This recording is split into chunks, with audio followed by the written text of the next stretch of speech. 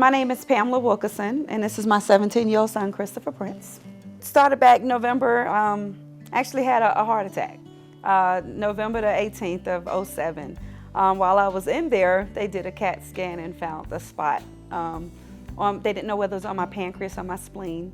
My doctor hesitated about seeing what it was up until April, when I got to the point where I couldn't work as much. I couldn't keep things on my stomach, no food on my stomach, constantly running fevers. So finally they did MRI and found out that I had a mass on my pancreas. Of course, they did a biopsy, it came back malignant.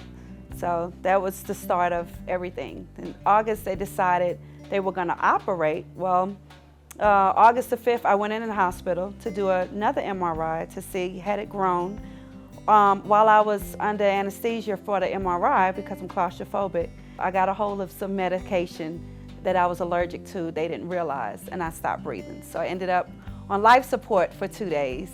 Ended up staying in the hospital. What was supposed to have been a 45-minute procedure, ended up staying in the hospital 2 weeks just to get out for 3 days, and they did surgery on August 27th, which they removed my entire spleen, over half of my pancreas, and it was gonna take out the whole pancreas.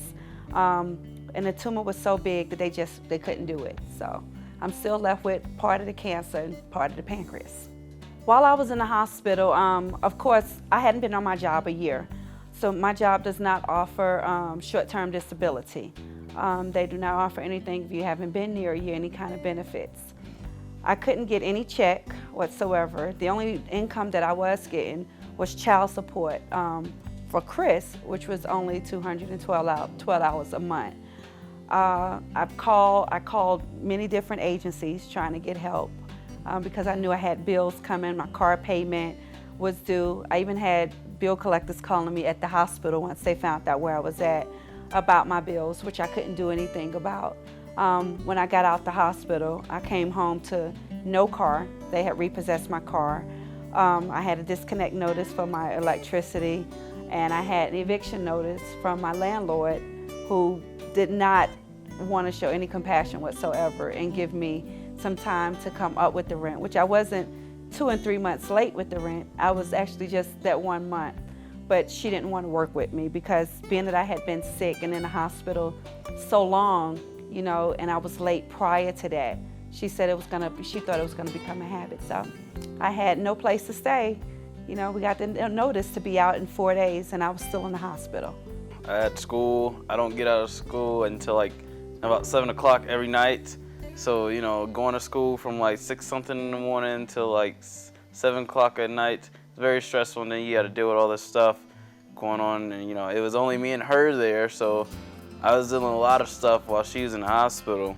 I was at the end of my rope, and my best friend called me one day, and she said she was talking to a friend of hers at work and was telling her the situation. And she told her that, you know, I have a friend who has cancer and about to be evicted, and no one will help her. And she said, well, did she call Catholic Charities? And she called me immediately and asked me had I heard about Catholic Charities, and I said no. She said, well, here's the number, and she gave me the number, and I called immediately and I contacted Carol at Catholic Charities. And Carol got on it, and within 24 hours she called me back and told me that they were going to help. When I called her and I got help from her, it was a relief. You know, it was like someone lifted a burden. Even before she even gave me an answer, she was so positive on the phone when I spoke to her. She got together her little group, James and her friend and James' wife and Chris. Saturday morning, they started 9 o'clock in the morning, packed the house up while I was in the hospital, came here, spoke to my landlord, gave him the money so I could move in. He released the keys to them, and they moved me in while I was in the hospital. I let them know that I had a homecoming later on that night, my school homecoming for the football game, and they said okay. And you know, James then asked me, well, do you need anything for it? And I said, yes, I can use a haircut or something like that for an edge up. And he said, okay. He's like, well, let's get unpacked and everything, and let me go return the truck, and I'll come back over there and hook you up with a haircut. He came back, he hooked me up with a haircut, you know, gave me some little cologne, and you know, got me straight and made sure I was looking good, made sure I had enough money in my pocket to eat after the homecoming. And everything was good. He made sure I was good to go that night. It's like every door I knocked on, you know, no one would help me. Everyone turned me away, and it's like out of the blue, these people just came from nowhere. That's what it seemed like to me. And it was like they were our angels. They were a godsend, because honestly, without them, I have no idea where Chris and I would be right now.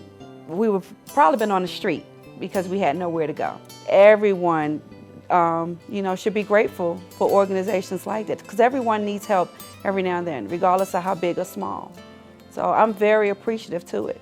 You know, I'm thankful that they came through and helped us. You know, I really appreciate it. We really appreciate it. You know, because without them, yeah, we probably would not be sitting right here today.